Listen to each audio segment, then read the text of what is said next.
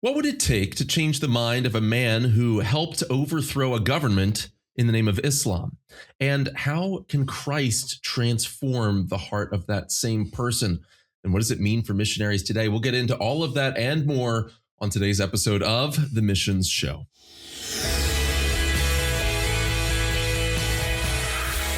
Greetings and welcome to The Missions Show, the show that explores your hard questions on missions, theology, and practice to help goers think and thinkers go. I'm Alex Kochman, Director of Communications and Engagement with ABWE, joined by my good friend through the power of the World Wide Web, talking about none other than the Pastor Scott W. Dunford of Western Hills Church in San Mateo.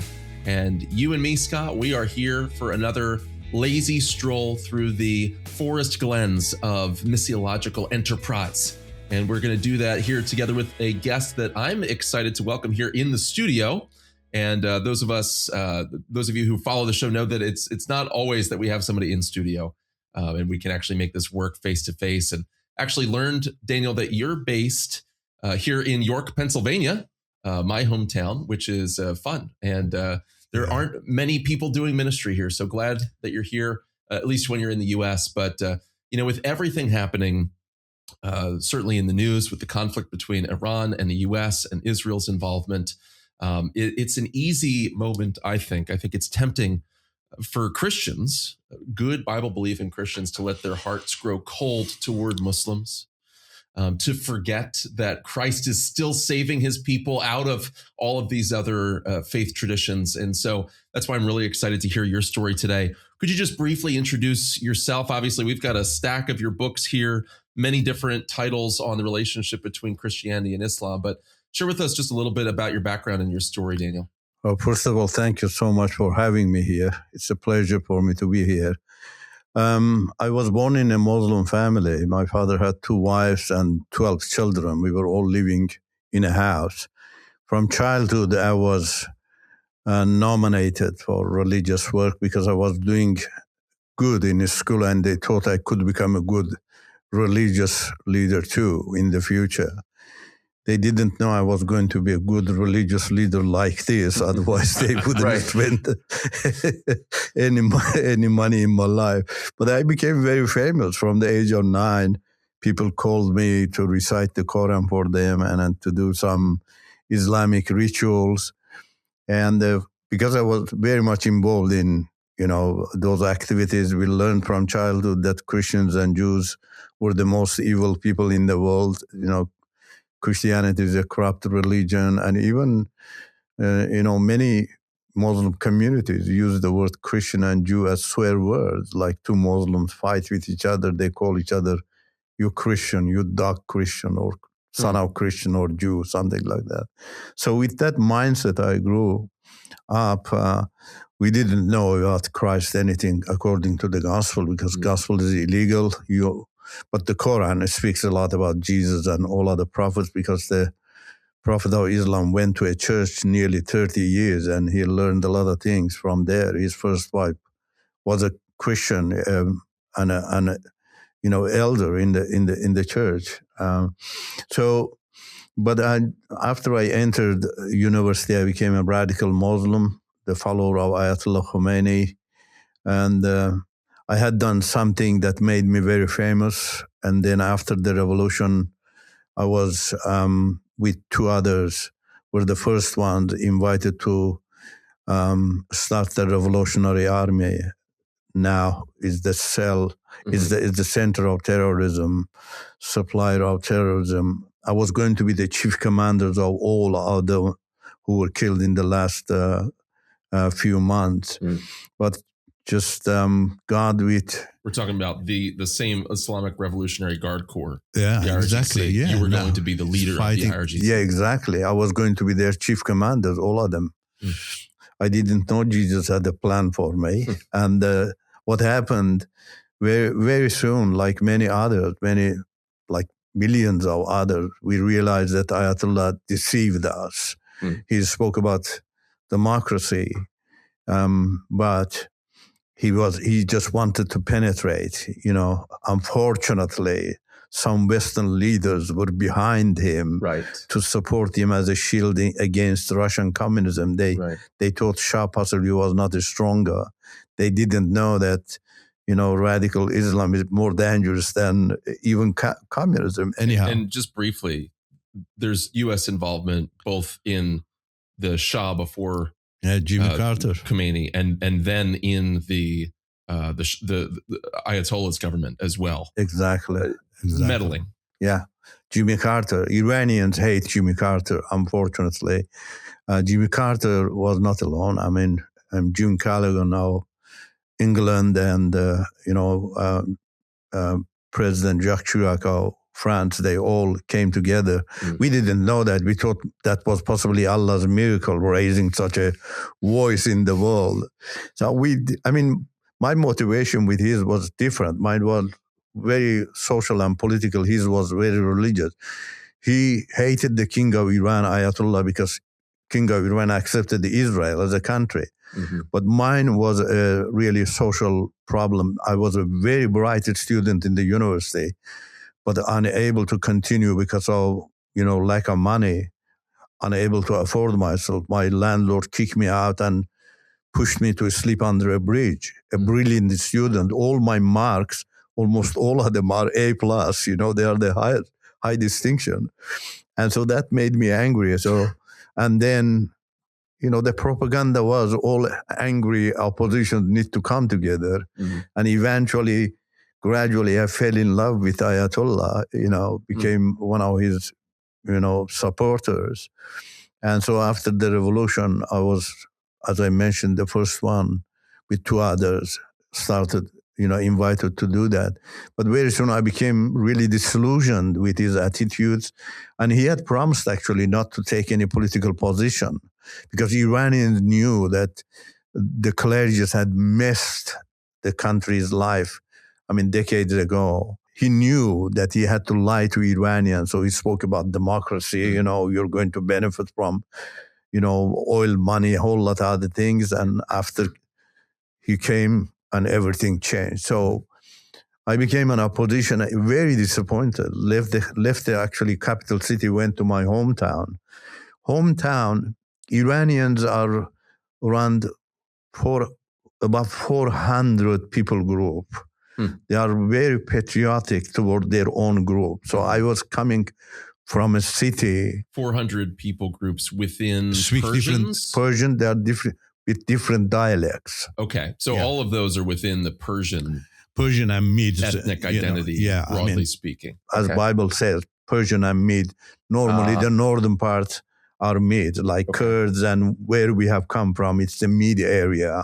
Okay. The Persians are from the south, and then Darius became the son-in-law of Cyrus, and they all mixed together, Yeah.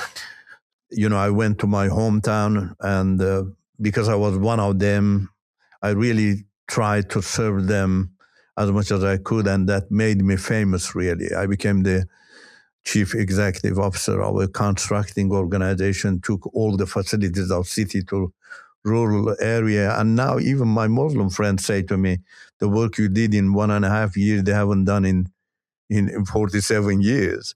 So that made me famous, and I announced my candidacy for Islamic Parliament. But Ayatollah's group saw that I was very famous, and they came and begged me actually 3 times to become their candidate. And I rejected that because I didn't like it. So, what was your position at that point? What was your position? In the military or? No, I was not in. Okay, I did my military service. Yeah. That I ran away from the military in the time of Shah. Right.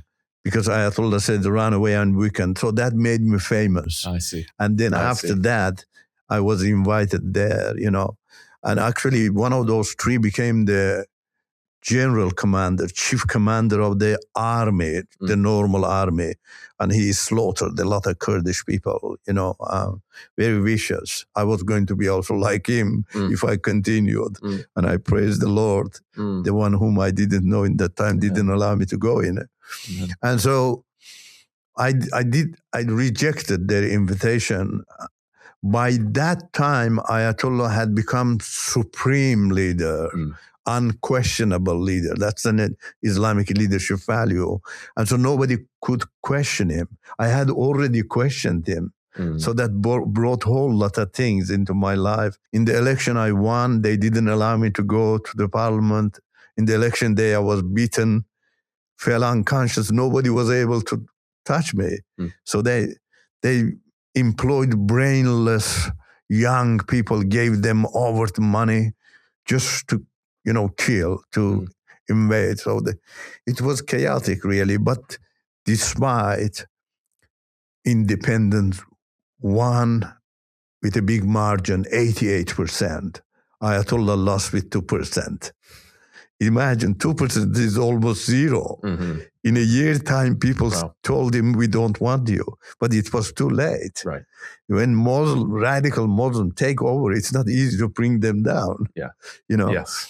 And so he even plotted to kill the president, who was independent.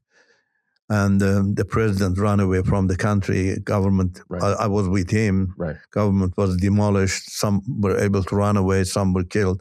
I was one of them, caught and put in a cell waiting on death row with 4 others. Right. All 4 were killed, but few of my friends who were in Ayatollah's group secretly, they were in high position. I can't tell you in what position they were here. They were there because of their security. So they played a legal game, released me temporarily, and I could run away from Iran to Turkey.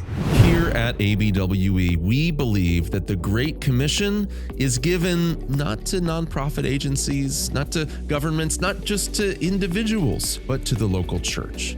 The local church is God's plan A for world missions. But let me ask you a question. When was the last time your church had not just a missions-themed service, but an intentional time of seeking the Lord, asking, Lord, who is it from among our midst that you would have us to send out? Well, that's why our team here has built a wonderful collection of resources called Send Sunday. You can have not just another Mission Sunday, but an intentional time of seeking the Lord, waiting upon Him, and seeking His direction for who He might send out from your church. There's prayer guides, there's bulletin inserts, there's sermon study guides, and more, all at abwe.org/Send Sunday. Join the hundreds of other churches asking the Lord, who would you send out from our midst? Join us for Send Sunday. Well, let me cut in briefly and just make sure we give you a full and proper introduction. I know Scott wants to ask a question as well, but 4 of your books here. So Understanding and Freedom, detailed comparison between Islam and Christianity, and Dr. Daniel Shayesteh, I should say, you serve as the president of Exodus from Darkness Ministries, based here in central Pennsylvania. This is the house I left behind, a journey from Islam to Christ. That's your testimony, which we must hear more about in a moment here. Christ above all, conversational evangelism with people. That compares 9 world beliefs and ideologies with each other. Okay. Very helpful. And of course, many of the people listening are missionary practitioners and having conversations like that. And then Islam and the Son of God. That only compares Islam with Christianity in all level. Okay. Yeah. The first one is for those who evangelize to Muslims. They prepare themselves. And also it's a book for Muslims to read and see the comparison in an evangelical way. Yeah. I have got the 5th one. Unfortunately, it's run out. So I didn't have any copy to bring for you.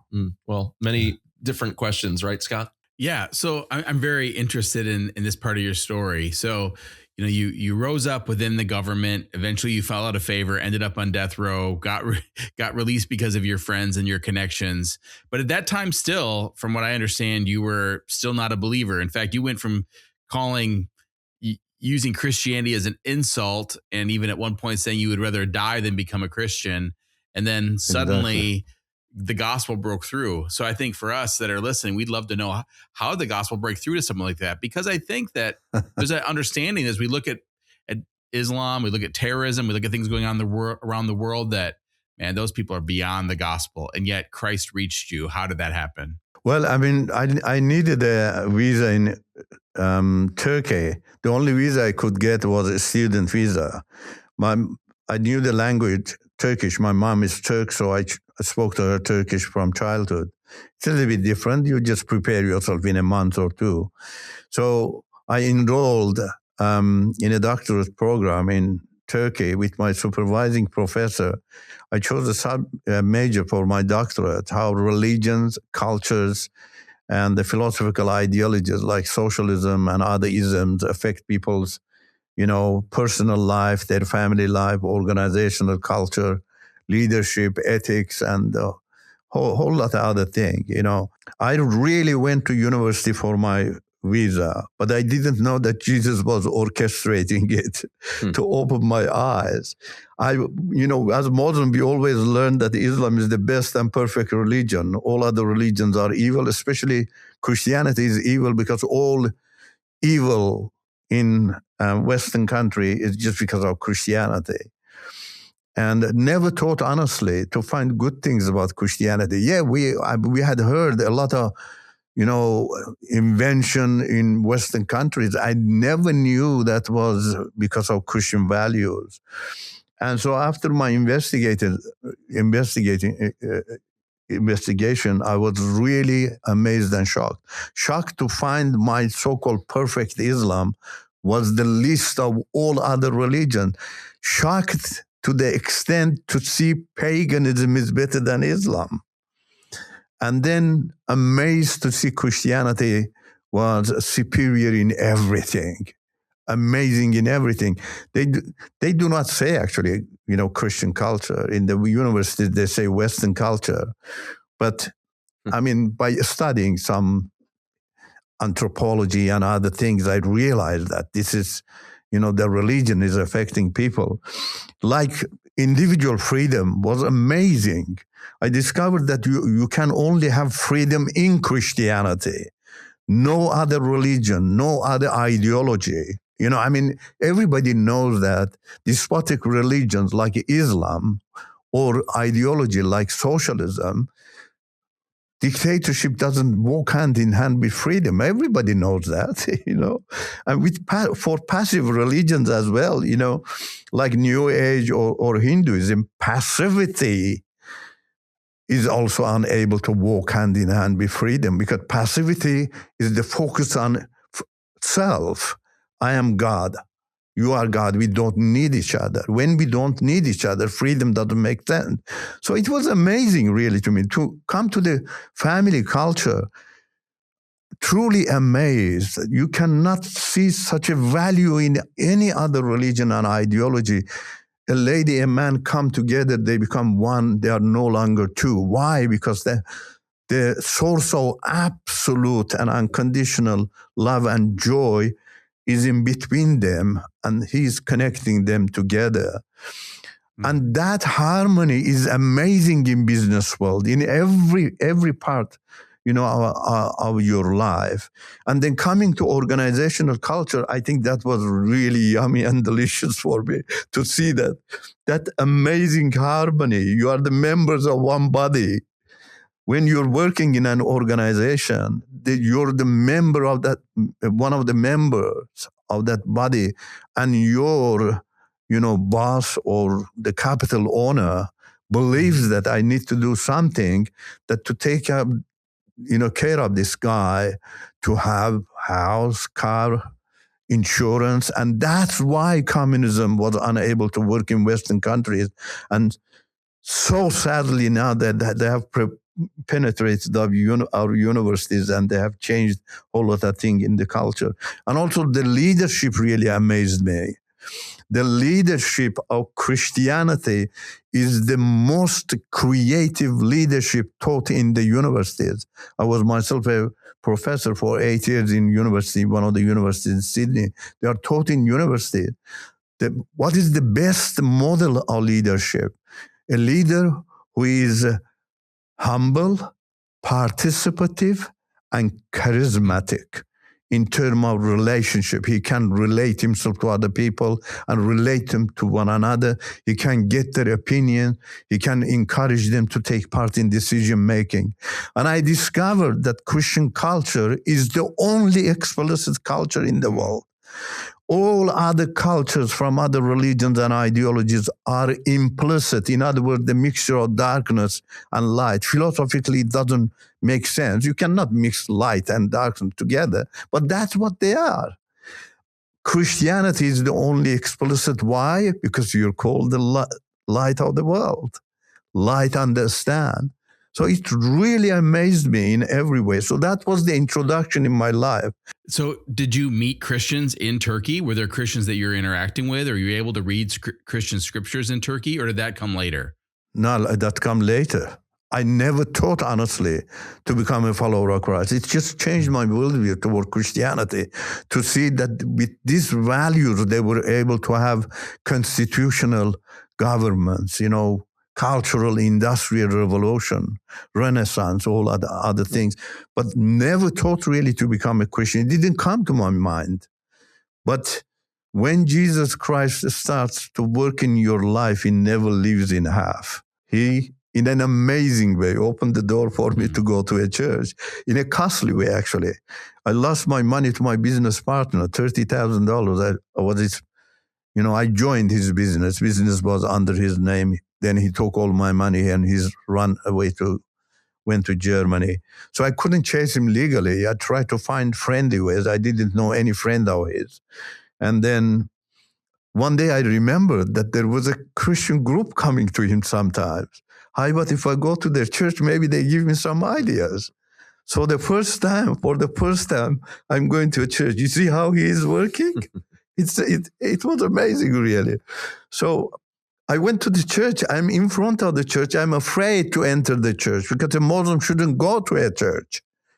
And especially a fugitive Muslim has run away from death sentence. He didn't want to get another one here.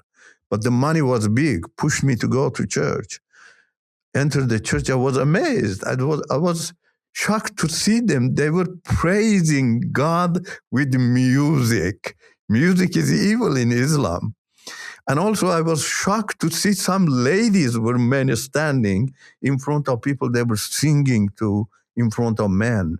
You don't see a lady in a worship place in Islam. They are behind the curtain and all. So it just amazed me. Anyhow, I shared my story with them after the worship. They offered their help to me. They said they could find him in Germany. They had many friends there. They would write to them and encourage them to search for him and find him. So after that, they would be able to connect us. They told me, keep in touch with us. If we get any news, we would be able to share that with you. I asked them, how can I keep in touch with you? They said, come to the church. And that was not a good news because I was afraid to go to church. I thought possibly they would come and see me, but they were working every day and only Sunday they were free. And so after that, continually, I went to the church for my money, never still thinking about really to become a follower of Christ. But seeing their attitudes just amazed me. It was really exceptional. It was amazing how they respected one another, how they respected their wives. A committed Muslim never wants his wife to get out of the house. Quran chapter 33 says, ladies, stay at home quietly. You don't raise your voice. If you go out, you need to cover yourself. Nobody knows who you are. But they were respecting their wife free and in an amazing way. And one day I was speaking actually to the pastor. His wife also joined the conversation. And his wife is talking to me. This guy is staring at his face, nodding in favor, and he shows happy. I said, where is this respect coming from? Yeah. We call them infidel, ungodly people. Is this ungodliness? Do I need to become ungodly to become respectful toward my wife? So it was amazing. And that caused me to listen to their messages. Especially their message about God was amazing. They were saying that we are in relationship with God. That's impossible in any other religion. God's called impersonal in other religions. In other words, they do not have any personality to have personal relationship with you. But these people are saying that we are in relationship with God. That created amazing things in my mind and heart, thinking that if God is not personal, then he cannot have image. He cannot have brain, because you cannot say nothing can have brain. So it really amazed me. And also deep in my heart, like all other Muslims or Hindus, they always love to have relationship with ultimate reality, but their religion says, no, you cannot have it. That philosophy was amazing to me, created other amazing things. I said to myself, if God doesn't have image, he cannot say to me, I love you. An impersonal being, and no person doesn't have voice to say to me, I love you. And no person, impersonal God cannot be just, cannot be righteous, because they are all attributes, can be only attributed to the personal God. Totally amazed, honestly. I'd said, this is not philosophy. This is honey. This is sweet. This is delicious. Yes, it is. So it is that sweet. really drew my attention. And after that, I became after a dream, I became interested in reading their book, took a, you grab a gospel and started to read that. Gospel is an amazing book, honestly, philosophically, doctrinally, and socially and ethically. In comparison with all other religious books. It's amazing. We recently upgraded the studio table here at ABWE, and we needed something that didn't just look great on camera, but something that could handle mics, cables, and plenty of coffee mugs. Well, that's where our friends at Oak Park Table Company came in. They're a small, faith-driven business based in Carlisle, Pennsylvania, not too far from here. And they didn't just sell us a table. They handcrafted one to fit our exact space and needs. And the wood grain, the finish, everything here is absolutely gorgeous, and it's built like a tank. That's what I care most about. What really stood out to us, though, was their integrity. For Oak Park Table Company, furniture is about creating spaces for hospitality and for connection. They don't make mass-produced junk. They produce legacy heirloom quality pieces that are meant to last. If you're ready to invest in custom furniture built with excellence and with your values in mind, check them out at oakparktables.com. Right? Christ is utterly unique, and we want to explore with you more about how more Muslims can hear this message, maybe what the typical Western Christian might get wrong when trying to share the gospel with Muslims, and hear about what you've been up to in the years since your conversion out of Islam. We don't have enough time to do that on the main episode. We're going to do that in our second segment for our bonus subscribers. So if you're not a premium subscriber, go to missionsshow.com/premium and get access today, or go in your Apple Podcast app and get access to premium today. And we will continue the conversation with our new friend, Dr. Daniel Shayesteh. Sorry, easy for me to say. Dr. Daniel Shayesteh. Am I pronouncing your last name correctly? Yeah. Very good. And of course, if people want to hear more information, where can they go on the web to learn more about Exodus from Darkness? Exodus from Darkness. I've got lots of things there. They can go there. Yeah. They can communicate with us. And they can get the 5th book and take a look at all of the other titles that have been published as well. And we'll continue the conversation in a moment for our subscribers. For the rest of you, be encouraged. Christ is still saving his people. Go and make disciples of all the nations. If you're interested in learning what it looks like to take your next steps onto the mission field, even if you're afraid, our team would love to talk with you. Go to abwe.org/sendme and connect with our mobilization team today.